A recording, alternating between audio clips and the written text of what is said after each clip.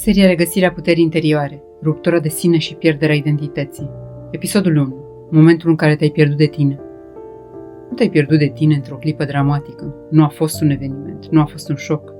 A fost o cedare lentă, aproape imperceptibilă. Te-ai pierdut de tine în momentul în care ai ales să taci ca să nu fii respins. Ai ales să fii pe plac ca să fii acceptat. Ai renunțat la ce simțeai ca să nu creezi conflict. Ai ales siguranța în locul adevărului. Ai rămas acolo unde nu erai văzut. Ai spus da când corpul tău spunea nu. Ai iubit pe cine nu te iubea. Ai așteptat pe cine nu venea. Ai justificat, explicat, ai îndurat. Te-ai pierdut de tine în momentul în care ai crezut că trebuie să fii altcineva ca să fii iubit. Ruptura de sine începe cu o alegere mică, repetată de prea multe ori. A fost când ai avut 7 ani și ai învățat că cei cu minți sunt lăsați în pace. A fost când ai avut 14 ani și ai simțit că nu e loc pentru vulnerabilitatea ta. A fost când ai avut 22 de ani și ai iubit pe cineva care nu putea iubi înapoi.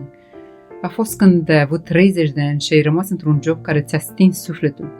A fost de fiecare dată când te-ai trădat puțin, crezând că este singura soluție. Nu ai realizat atunci, dar ai făcut primul pas departe de tine. Ruptura se produce când ne adaptăm până la disoluție. Tu nu ai devenit cine ești. Ai devenit cine a fost nevoie să fii. Puternic ca să compensezi slăbiciunea altora, matur ca să nu deranjezi, empatic ca să simți pentru toți, tăcut ca să păstrezi pacea, flexibil ca să nu fii abandonat, responsabil ca să fii apreciat, disponibil ca să fii ales. Aceasta nu este identitate, este supraviețuire psihologică și supraviețuirea ta de atunci a devenit închisoarea ta de acum. Te-ai pierdut în momentul în care ai învățat să nu te mai asculți. Sufletul îți vorbea, corpul îți spunea adevărul, intuiția îți arăta direcție, dar mintea, obișnuită cu frica, spunea: nu acum, nu deranja, nu mai uite scandal, nu pleca, nu ridica problemă, nu arăta vulnerabilitate, nu te încrede în tine. Și încet, încet, ai încetat să-ți mai auzi vocea. Ruptura de sine se întâmplă când îți ignori adevărul interior.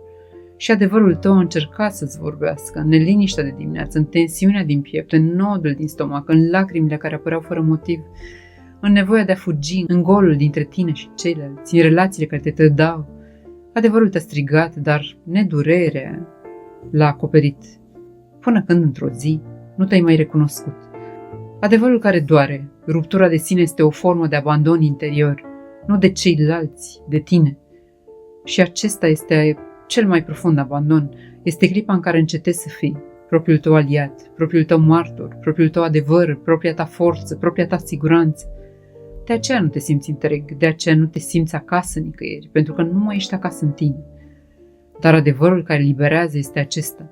Ruptura poate fi reparată, nu prin forță, nu prin analiză intelectuală, nu prin autocontrol, ci prin sinceritate, blândețe, reconectare, ascultarea corpului, renunțarea la măști, curajul de a spune nu, curajul de a spune asta simt, curajul de a te alege pe tine.